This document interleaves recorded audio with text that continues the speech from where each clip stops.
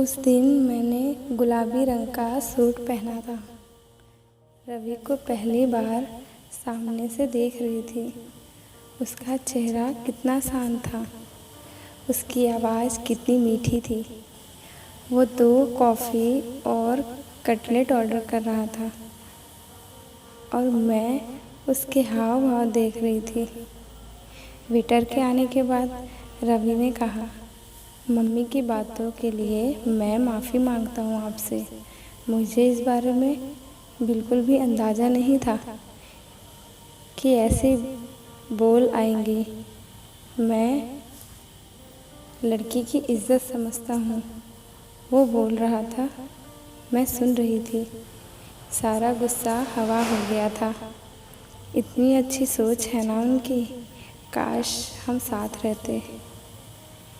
मैं ये सोच ही रही थी कि रवि ने मेरे हाथ पर अपना हाथ रख दिया। कहा, मैं तुमसे ही शादी करना चाहता हूँ। मम्मी पापा को मैं समझा लूँगा, लेकिन इस बात से जो तुम्हारे घर वाले गुस्सा हैं उन्हें मनाना होगा। ये सब सुनकर मैं बहुत खुश हुई। कॉफ़ी हाउस से बाहर आकर अचानक से सब बदल गया। धूप भी छाया लगने लगी थी। मैं घर पहुंची और दरवाजे को अंदर से बंद कर लिया। बिस्तर पर गिर गई। रवि की बातें मेरे दिमाग में अभी तक गूंज रही थी। मैंने अगली सुबह माँ से बात की। सोचा था उन्हें सुनकर अच्छा लगेगा, लेकिन वो तो गुस्सा हो गई। बोली, खबरदार दोबारा उससे मिलना हुआ तो। ऐसा भी हो सकता है, ये तो सोचा ही नहीं था।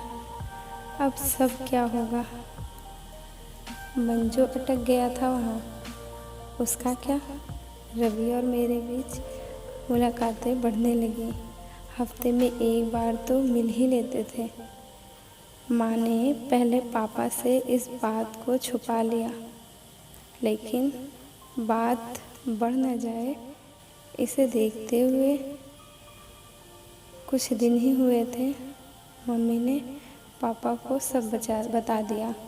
मुझे समझ नहीं आ रहा था, जिस लड़के को खुद इन्होंने मेरे लिए चुना था, अचानक वो इतना बुरा कैसे हो गया। शायद बात आत्म अहम की थी या फिर आत्मसम्मान की। बात कुछ भी हो, मेरा मन नहीं लग रहा था। मुझे रवि से ही शादी करनी थी। रवि भी समझ नहीं पा रहा था कि मम्मी पापा को कैसे मनाएं। दोनों परिवारों में एक ही बात। कई बार मन में ख्याल आया कि भाग कर शादी कर लें।